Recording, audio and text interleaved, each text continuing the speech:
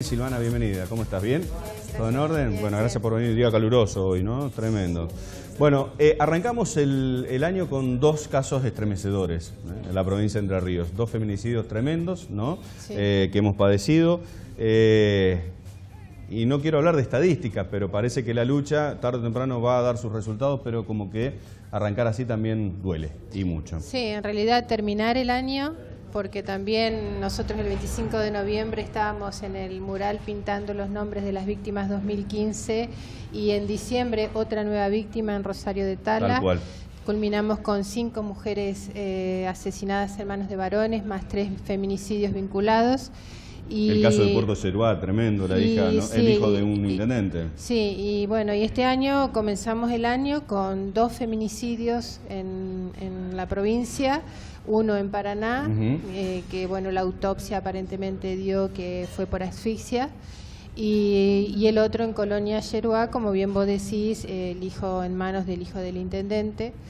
Y un feminicidio vinculado, que también no lo podemos dejar de mencionar, en Concordia, que fue también hace unos días, cuando obviamente en esto de que el varón cuando se rompen los vínculos o hay un divorcio o algunas cuestiones, no permiten que la mujer también pueda rehacer su vida, algunas cuestiones que hablan también de patrones culturales, patrones religiosos muy fuertes también que juegan en estos roles patriarcales y que culminan en esto, ¿no? En el asesinato de la actual pareja de esta mujer. Tremendo. Silvina, hablamos de 3 casos donde, bueno, ya no habría manera de subsanar esto porque hablamos de 3 muertes, pero también ha habido información de otros casos, por ejemplo, el que conocíamos ayer en la localidad de Concordia, donde se le incendió la casa a una mujer con sus 3 hijos adentro, y también días atrás donde a una mujer en Crespo le incendiaron el auto y que ha ido denunciando estos acosos por parte de su expareja,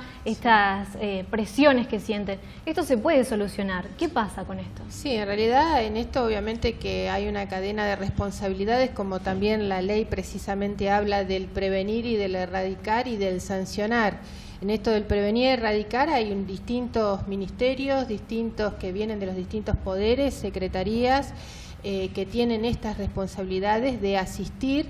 Y ya no hablar también tanto de la asistencia, sino que también de la restitución de derechos de las víctimas, porque en estos casos de estas mujeres que mencionás, hace mucho tiempo que vienen padeciendo la violencia psicológica, la persecución, una serie de cuestiones que está enmarcado en un circuito de la violencia y que porque obviamente el varón al no cumplir también las cuestiones que hablan de la prohibición del acercamiento perimetral y no las cumplen, es ahí también donde debe actuar la justicia.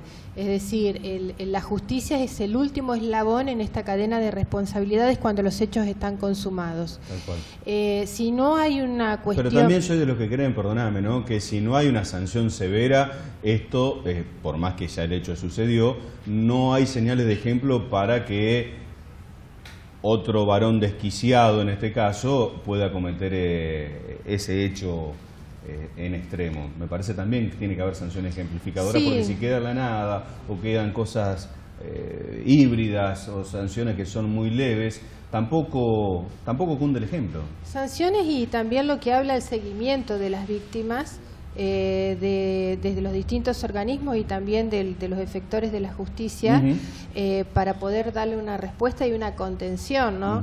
Y algunas medidas que aún están ausentes. Nosotros cuando pedimos la emergencia pública en violencia de género, que fue en diciembre del 2014, cuando fue el hecho de Priscila Hartman, una de las medidas era justamente el botón antipánico, que creemos que es una medida preventiva, que sea universal y no para una población reducida, y también lo que hace la pulsera magnética para el victimario, en esto obviamente con un sistema de geoposicionamiento, que también esto termina en la necesidad de presupuestos y de recursos acordes, porque también nos encontramos frente a esto.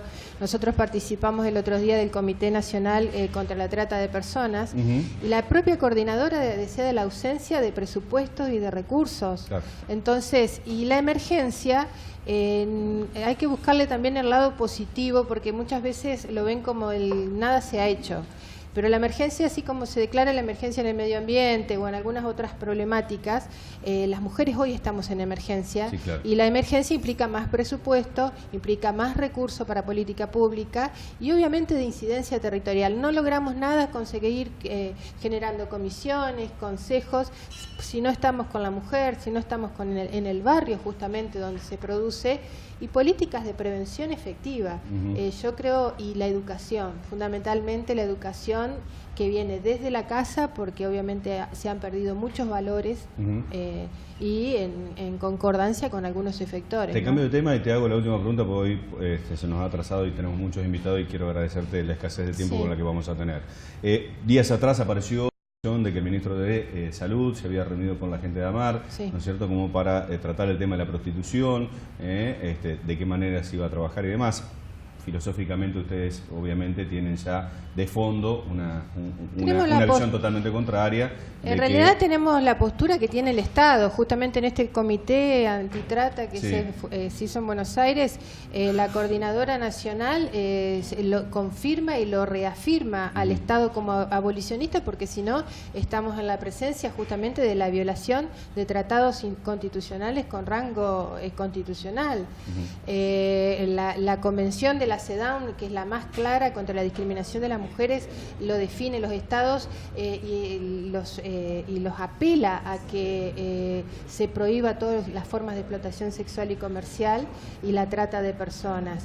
Pero existe, y están agremiadas. Existe porque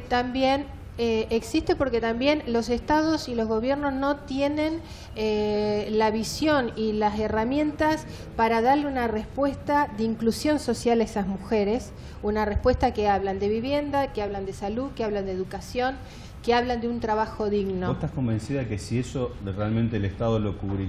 En una entidad gremial que nuclea a trabajadores como cualquier otro sindicato. Nosotros no cuestionamos, cada una obviamente de su organización, tenemos nuestra postura. Jamás vamos a decir que la prostitución es un trabajo, porque justamente no hay una igualdad de relación. Cuando un hombre le pone un precio a un cuerpo de una mujer, estamos hablando de una mercancía. Y nosotros creemos que fuertemente también hay que trabajar sobre lo que es el prostituyente mal llamado cliente, porque ahí también pero hay mujeres que contratan sexo también de hombres, ¿eh? Sí. No hay una relación de ida exclusivamente. Esto ha cambiado de mucho. Si no, no existirían los taxi boys. Existen. Existe, pero por eso habla de una política pública integral de respuesta y de respuesta de los estados y de los gobiernos que le deben dar a la sociedad frente a estas problemáticas sociales, porque no estamos hablando siempre de la asimetría de poder. Suecia es ejemplificador en esto y cómo combatió la trata de personas y la explotación. Con leyes duras, con llevar adelante. Y pone a las mujeres que están en situación de prostitución como víctimas de violencia de género. Y el Estado debe ser quien, ya no hablar de asistencia, sino de restitución de derechos. ¿Ahora?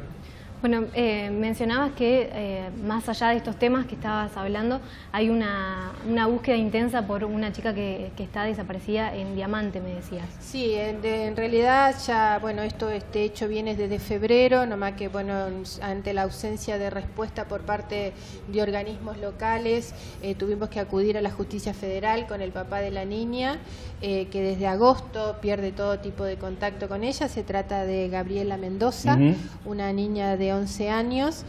Bueno, la denuncia está radicada ya en Justicia Federal, están investigando porque hay presunción que incluso esté fuera del país, y bueno, obviamente que esto a nosotros nos preocupa, tanto ella como su mamá, ¿no? Porque no sabemos en qué condiciones está, y apelamos a que la justicia avance con la investigación y a encontrarla fundamentalmente. Gracias, Silvina, Gracias por haber venido en el día de la fecha.